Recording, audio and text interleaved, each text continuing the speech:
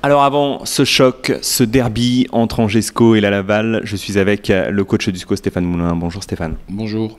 Bon, c'est un match important, bon, comme les autres, mais celui-ci il est particulier parce qu'il y a la notion de derby entre Angesco et Laval. Est-ce que cette notion-là existe encore ?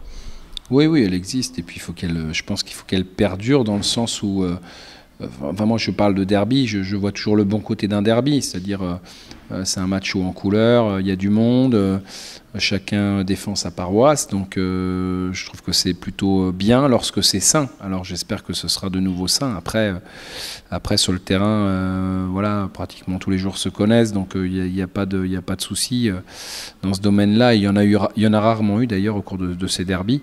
Bon, le seul souci qu'on a eu nous, c'est ce dernier derby-là, puisque on a été étrillé à Laval et qu'on n'a pas aimé, quoi.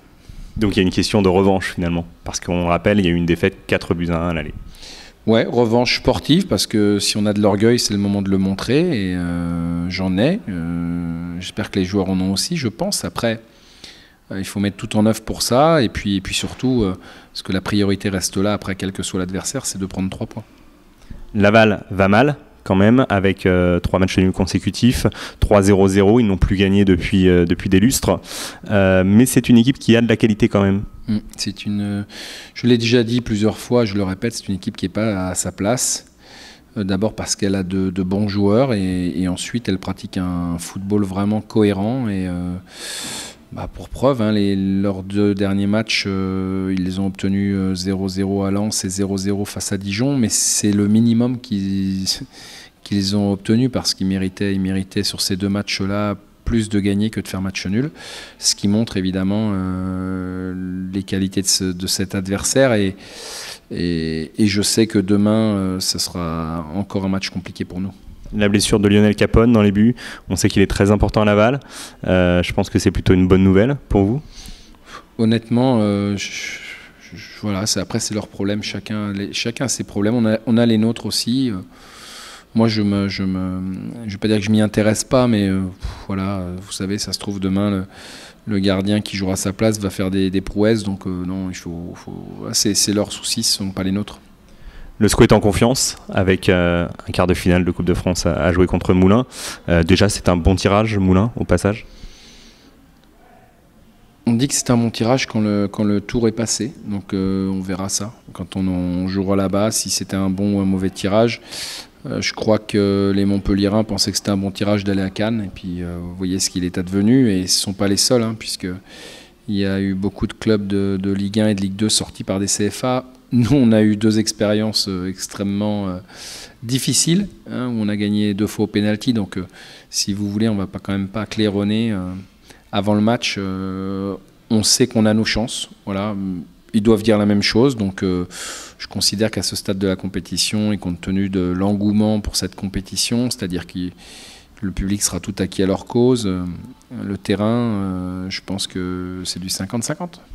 Et demain, donc pour revenir sur ce match entre Angesco et Laval, l'engouement, vous l'attendez aussi, vous espérez que le public sera derrière vous, comme il l'a été finalement en Coupe de France. Ça a dû vous faire plaisir d'ailleurs. Je pense que vous attendez vraiment le 12e homme. Ouais, il faut les remercier, parce que souvent, dans ces derniers temps, on a dit que les gens n'étaient pas ou assez nombreux ou pas assez bruyants en notre faveur. Non, mardi, ils ont été super. J'ai apprécié, j'ai dit d'ailleurs que c'est un peu aussi leur victoire, parce qu'on a été mené à la mi-temps, pas de sifflet, on est mené 2-1 juste avant la deuxième mi-temps de la prolongation, plutôt que de nous enfoncer, ils nous ont aidés, et ils nous ont poussés, et ils nous ont aidés à gagner, donc c'est aussi un peu leur victoire, et je les en remercie.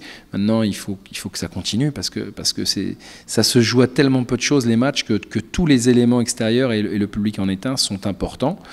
On sait qu'on a un bon public, et il doit encore faire des bons matchs comme nous. Voilà, ils doivent faire des bons matchs en tribune et nous on doit faire des bons matchs sur le terrain. Et puis après, on verra ce que ça donnera. Ce qui complique la donne pour un coach, c'est qu'il y a des joueurs qui ont été bons, qui ne seront peut-être pas là demain, forcément. C'est pas facile pour un coach de faire des choix, même si évidemment il vaut mieux avoir en faire que l'inverse. Oui, mais ça fait partie du métier. Bon, j'ai privilégié la fraîcheur sur ce match-là. Ça veut dire que j'ai effectivement enlevé des joueurs qui avaient été performants. Mais demain, c'est un autre match à 4 jours d'intervalle, hein, ce qui est peu. Les joueurs ont joué 2 heures, hein, donc il y a eu beaucoup d'émotions. Alors, il y en a, je pense, qui sont capables de remettre le couvert, et il y en a pour qui je pense que ça va être un peu plus dur. C'est la raison de certains choix. De toute façon, naturellement, je devais réduire le groupe puisqu'on était 18 et qu'on passe à 16. Et puis je voulais intégrer voilà, dans le match un maximum de fraîcheur pour que, au moins sur l'aspect physique, il n'y ait pas de différence. Parce qu'on s'aperçoit aujourd'hui dans le football moderne que lorsque physiquement vous n'êtes pas au niveau, il est difficile d'obtenir des bons résultats. Donc je pense que d'abord physiquement, il faut qu'on présente quelque chose de cohérent et de convenable. C'est la raison pour laquelle j'ai décidé de faire tourner un petit peu l'effectif. Voilà, les joueurs sont intelligents, ils savent qu'ils appartiennent à un groupe et pas à une équipe. Et à partir de là, les choses se passent bien, ils l'ont bien compris. Physiquement, il faudra être bien, puisqu'en face, il y a Bekamenga. Oui, Bekamenga, c'est un petit peu l'étoile de l'équipe, mais il y a aussi d'autres bons joueurs. Je vous garantis que cette équipe-là va en ennuyer plus d'un. Et s'ils ennuient leurs adversaires après nous, ça sera bien, mais j'espère que demain, on va réussir à trouver les clés pour réussir à prendre les 3 points. Dernière question sur Odeline. Est-ce qu'il jouera pas? Je ne sais pas encore. Je n'ai pas pris de décision.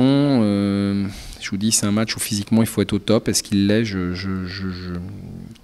Voilà, j'ai une petite incertitude. En tout cas, il est dans le groupe. Est-ce qu'il va démarrer? Est-ce qu'il va rentrer? Je n'ai pas encore pris ma décision. Et j'essaierai de prendre comme d'habitude. Non pas que je prends toujours les bonnes décisions, mais en tout cas, j'essaye de faire pour le mieux pour l'équipe. Donc avec ou sans lui, je n'ai pas tranché encore. Merci Stéphane et bon match. Merci à vous. Merci.